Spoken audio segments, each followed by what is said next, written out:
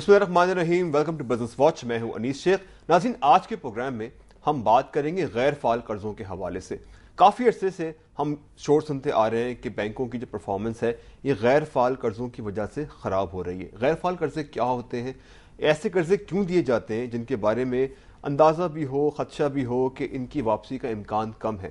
اور جب یہ قرضے واپس نہیں ہوتے تو کیا اس کا اثر صرف بینکوں پہ ہوتا ہے یا اس کا اثر پوری معیشت پہ ہوتا ہے؟ کہا یہ بھی جاتا ہے کہ جو معاشی بحران آیا ہے انٹرنیشنل، اس کی بھی ایک بہت بڑی وجہ یہ ہے کہ جو غیر فعال قرضے سے جو کریڈٹ کے جو ہم دیکھ رہے تھے کہ رسک تھا وہ مٹیریلائز ہو گیا، اور جب ڈیفالٹ ہونا شروع ہوا انٹرنیشنل لیول کے اوپر تو پھر کریڈٹ کرنچ آیا. بینکوں نے ایک دوسرے کو قرضے دینے بند کر دیے، چھوٹے بینکوں کو قرضے دینے بند کر دیے، جو لوگ بزنسز تھے وہ قرضہ مانگنے آئے ان کو قرضے دینے بند کر دیے. تو اس وجہ سے ہم نے صورتحال دیکھی ہے. ایک سلائیڈ آپ کے سامنے آ رہی ہے، یہ اسٹیٹ بینک کوارٹرلی رپورٹ ہے، آپ کے سامنے آ چکی ہے. اس کے مطابق 31 دسمبر کو جو 2009 کو جو سامنے آئے تھے، اس بینکوں کے غیر فعال قرضوں کا جو حجم ہے 432 ارب روپے تھا. ستمبر 2009 میں یہ 422 ارب روپے تھے. سال 2008 میں یہ 359 ارب روپے کے قریب تھے، جبکہ سال 2000 کے اختتام پہ 218 ارب روپے تھے. سال 2006 کے دوران میں ان کا کے اختتام پر 177 ارب روپے تھے. یہی فگر جو ہے سال 2005 کے اختتام پہ تھی، جبکہ 2004 کے اختتام پر یہ 200 ارب روپے تھے. تو ہم یہ دیکھ رہے ہیں کہ تقریباً 10 سال کے دوران میں تو غیر فعال قرضے ہیں ان کا جو والیوم ہے وہ ڈبل ہو گیا ہے. ڈاکٹر سلمان شاہ ہمیشہ کی طرح پروگرام میں موجود ہیں. Very well welcome to you sir. اور آج کا جو ٹاپک ہے بڑا اہم ہے، اس لیے کہ یہ صرف بینکنگ کو متاثر نہیں کرتا، پوری معیشت کو متاثر کرتا ہے، اور ان دی اینڈ یہ ہر آدمی کو متاثر کرتا ہے. ابھی جو فگرز ہم نے پیش کیے سامنے، اس کے مطابق اگر 2009 کو دیکھیں اور اس کے بعد اب دیکھیں جو صورتحال سامنے آ رہی ہے 2004 سے دیکھیں تو 4-5 سال میں ڈبل ہو گئے. یعنی کہ ان کے بڑھنے کا جو والیوم ہے، جو میگنیٹیوڈ ہے وہ بڑھتا جا رہا ہے. کیا سمجھتے ہیں یہ اچانک یہ این پی ایلز میں اضافہ کیوں ہو رہا ہے؟ دیکھیں، ایک تو یہ ہے کہ 2007 سے اور 2009 میں یہ ڈبل ہو گئے ہیں. پچھلے 2 سال میں اس کا بہت بڑا امپیکٹ آیا، اور وہ اس کا امپیکٹ ویریس ریزنز ہیں، لیکن ایک ریزن اس میں یہ ہے کہ ہماری جو اکانومی ہے جس طریقے سے یہ بڑھ رہی تھی وہ ایک دم رک گئی بڑھنی، اور اس کی وجہ سے جو یہاں پہ کمپنیز ہیں، جو ادارے ہیں، جن کی مارکیٹس جو تھیں وہ اب نہیں بن رہی، ان کے منافع نہیں بن رہے، اور جب منافع نہیں آپ بنائیں گے تو اس کے ساتھ آپ اپنا یہ قرضے جو ہیں ان کو سروس نہیں کر پائیں گے. کیا اس میں آپ کیا سمجھتے ہیں، کیا اس میں کوئی ہاتھ بڑھتے ہوئے انٹرسٹ ریٹ کا بھی ہے؟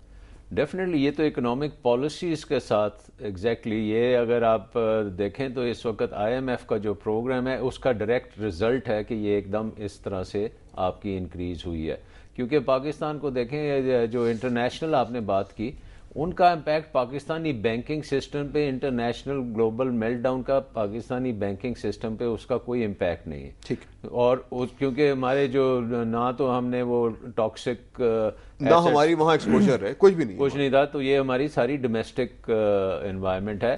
اور فرسٹ راؤنڈ جو امپیکٹ ہے وہ ہماری اکانومی میں جو سلو ڈاؤن آیا، جو 7-8% پہ اکانومی گرو کر رہی تھی، اور وہ جب 2% پہ گرو کرنی شروع کی تو بہت سے ادارے جو ہیں وہ ان کی بزنسز کو نقصان ہونا شروع ہوا، اور وہ ان کی ریونیوز میں کمی آئی. دوسری طرف سے انٹرسٹ ریٹس کیونکہ ہم بڑھا رہے تھے تو وہ انٹرسٹ ریٹس کے ساتھ بھی ان کی وہ پیمنٹ کرنے کا جو قوت تھی وہ کم ہوتی گئی. اور تھرڈ تھنگ ایک اور چیز بھی ہے اس میں، اور جس میں ہم یہ کہتے ہیں، آپ نے سنا ہوگا کہ جی کاسٹ آف ڈوئنگ بزنس ہمارا بہت بڑھ گیا. یعنی کہ آپ کے جو ان پٹ کاسٹ ہیں وہ بھی جب بڑھتی ہیں تو کمپنیوں کو لاسز آتے ہیں، اور لاسز جب ہوتے ہیں تو ان کو قرضے، ان کا ریونیو بھی کم ہو جاتا ہے، منافع کم ہو جاتا ہے. اگر منافع کما رہے ہیں تو وہ کم ہو جائے تو ان کی پیمنٹ کرنے کی جو ایبلٹی ہے، قوت جو ہے وہ کم ہو جاتی ہے، اور ایک وقت آتا ہے کہ وہ پیمنٹ نہیں کر پاتے. تو یہ صرف اس کا مطلب ہے یہ صرف انٹرسٹ ریٹ کا فنکشن نہیں ہے. اگر بجلی کے پرائز بڑھائیں گے تو بھی آپ کا نان پرفارمنگ لون کے بڑھنے کا خدشہ ہوگا. گیس کے پرائز بڑھائیں گے، رینٹ بڑھیں گے، انفلیشن بڑھے گی. تو ان ساری چیزوں کا اثر جو ہے اس بات پہ پڑے گا کہ جو آپ کا ایک عام صارف ہے جس نے پیسے لے رکھے ہیں بینک سے، اس کو لوٹانے مشکل ہوگی، وہ ڈیفالٹ کر سکتا ہے، اور ان دی اینڈ اس کا اثر جو ہے پورے سیکٹر کے اوپر آئے گا. اس کو اوائڈ کرنے کے لیے کیا کرنا چاہیے؟ ایک تو بڑی کلیئرلی یہ بات ہے کہ کچھ آپ کی نان فائنینشیل کاسٹ ہیں اور کچھ آپ کی فائنینشیل کاسٹ ہیں. سو دونوں کا امپیکٹ اس کے اوپر آ رہا ہے کہ آپ کی نان پرفارمنگ لونز زیادہ ہو رہے ہیں. دوسری بات یہ ہے کہ بہت سے جو کنزیومر لونز ہیں جس میں آپ نے یا میں نے لون لیا ہے، اور اگر ہماری آمدنی میں کمی آتی ہے یا آپ کا جو روزگار ہے وہ ختم ہوتی ہے یا آپ کی جاب ختم ہوتی ہے تو آپ پے نہیں کر پاتے، تو اس میں بھی پھر وہ آنا شروع ہو جائے گا non performing. So basically economic performance جو ہے اس کا اس کے ساتھ بہت امپورٹنٹ. ایک اور سلائیڈ ہم ناظرین کو دکھاتے ہیں. ناظرین ایک سلائیڈ اور دیکھیے گا، یہ sector wise N P Ls ہیں اور پرفارمنس ہے. اگر آپ کے سامنے سلائیڈ آ چکی ہے کیمیکلز اور فارماسیوٹیکلز کے دیکھیں اگر آپ قرضے، تو یہاں دیکھ رہے ہیں کہ یہ 137 ارب روپے کے ہیں اور ان میں این پی ایل جو ہیں وہ 9 ارب روپے کے ہیں. ٹوٹل ان میں 7% کا اس کی کنٹریبیوشن ہے. ایگریکلچر کے حوالے سے اگر بات کریں تو 170 بلین جو ہے وہ ہیں اس قرضے، اور اس میں جو نان پرفارمنگ لونز ہیں وہ 15 ارب روپے کے ہیں. ٹیکسٹائل سیکٹر بہت بڑا سیکٹر ہے ہمارا، اس کے جو قرضے ہیں 657 بلین کے ہیں اور اس میں جو نان پرفارمنگ ہے وہ 129 ہے. 20% جو ہے سب سے بڑا غالباً جو ہے ابھی آپ دیکھ رہے ہیں شوگر کے علاوہ جو ہے وہ ٹیکسٹائل کا ہاتھ ہے این پی ایل کے اندر. شوگر سیکٹر کے قرضے آپ باٹم پہ آلموسٹ دیکھ سکتے ہیں 20% یہ ہے. 12% سیمنٹ سیکٹر کے قرضے ہیں 95 ارب روپے کے ہیں، اور شو اینڈ لیدر گارمنٹس جو ہیں ان کی بھی کنٹریبیوشن تقریباً 13% کے آس پاس ہے، جو کہ 3% کے آس پاس ہیں. اور سیکٹر وائز اگر آپ لونز دیکھیں جو اب ایک آپ کے سامنے آ جائے گا، جو لونز کے حوالے سے بات ہو رہی، کیمیکل کی جو ہے 3.18 بلین ہے، اور جب فیصد کے لحاظ سے یہ 6.2% بنتے ہیں. اگر ایگریکلچر کے حوالے سے بات کریں تو یہ 0.58 بلین ہے، اور اسی طرح ٹیکسٹائل کو 5.62 بلین جو ہے جو فیصد کے حساب سے 10.3% ہے.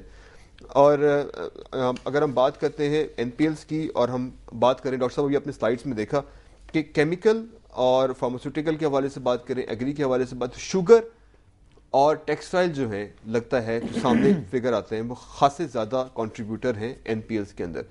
ٹیکسٹائل کے حوالے سے بات کر لیتے ہیں. ٹیکسٹائل سیکٹر کا 20% کنٹریبیوشن ہے نان پرفارمنگ لونز کے اندر. کیا سمجھتے ہیں ایک خاص سیکٹر جو ہے وہ کیوں اس طرح پرفارم کرتا آیا ہے؟ دیکھیں، ایک تو بات یہ ہے کہ ٹیکسٹائل انڈسٹری کو بہت ہٹ پڑی ہے from non availability of power, non availability of gas, اور ان کی generally cost of doing business جو بڑی ہے. اور دوسرا یہ سب سے بڑا سیکٹر ہے اور سب سے زیادہ لونز بھی انہوں نے لیے ہوئے ہیں. تو ایز اے پرسنٹیج آف اگر وہ 20% ہے تو ایک بہت بڑے نمبر کا وہ 20% ہے، وچ مینس کہ نان پرفارمنگ لونز میں اس کا بہت بڑا ہاتھ ہے. لیکن ایک چیز اور بھی آپ کو نظر آئے گی کہ اکراس دا بورڈ اکانومی کے ہر سیکٹر میں یہ نان پرفارمنگ لونز بڑھ رہے ہیں، اور جس میں آپ کے آٹوز بھی ہیں، الیکٹرانکس بھی ہیں، ایگری سیکٹر میں بھی ہے، اور شوگر کی آپ نے بات کی، وہ بھی 20% کنٹریبیوٹر ہے اس کے وہ بھی خاصا میجر اس میں کنٹریبیوشن ان کی ہے. اور اس کی ایک وجہ یہ بھی ہو سکتی ہے کہ یہ جو سیکٹرز ہیں ان میں قرضے زیادہ دیے گئے ہیں، لیوریج زیادہ ہے، اور جب حالات خراب ہوتے ہیں تو جہاں پہ لیوریج زیادہ ہوتی ہے وہاں پہ یہ این پی ایلز بھی آپ کے زیادہ آتے ہیں. جو چیز کنسرننگ ڈاکٹر صاحب، اگر جو ہم ڈیٹا دیکھ رہے تھے، ایگری کی بات کریں، ٹیکسٹائل کی بات کریں، سیمنٹ کی بات کریں، سیمنٹ بڑا ہائی لیوریج سیکٹر ہے، لیڈر گورنمنٹس کے حوالے سے بات کریں، یہ بڑے ہمارے پاس سیکٹرز تو ہیں ہی بہت کم مینوفیکچرنگ میں اسپیشلی، بٹ ان کا جو کیا آپ سمجھتے ہیں جو لیوریج کا جو میگنیٹیوڈ یا پرسنٹیج سے مطمئن ہیں آپ؟ دیکھیں، ان کا لیوریج کچھ ضرورت سے زیادہ ہے، کیونکہ پاکستانی جو کارپوریٹ سیکٹر ہے اس میں ایکوٹی جو 2-3 طریقوں سے آپ کا فائنینسنگ ہوتی ہے. ایک ایکوٹی ہے، ایک ڈیٹ ہے، اور پھر ایکوٹی اور ڈیٹ کی کمبینیشن ہوتی ہے جس کو ہم پریفرنس شیئرز کہتے ہیں. چھوٹا سا بریک ہمیں لینا ہے تو اس کی بات کو، یہ بات تفصیل طلب ہے، اس سے بات کریں. ناظرین، فائنینسنگ کس طرح سے ہوتی ہے پرائیویٹ سیکٹر کے اندر، کتنی ایکوٹی ہونی چاہیے، کتنا ڈیٹ ہونا چاہیے، ڈاکٹر صاحب بڑی اہم بات کرنے لگے، ہم ان کو تھوڑا سا انٹرپٹ کیا. بریک کے بعد واپس آئیں گے، اس بڑے اہم ٹاپک پہ بات کریں گے کہ ایکوٹی کا اور ڈیٹ کا ریشو کیا ہونا چاہیے کہ جو لونز ہیں یہ نان پرفارمنگ لونز نہ بنے اور بہت زیادہ لیوریج ہماری انڈسٹری نہ ہو. چھوٹے سے بریک کے بعد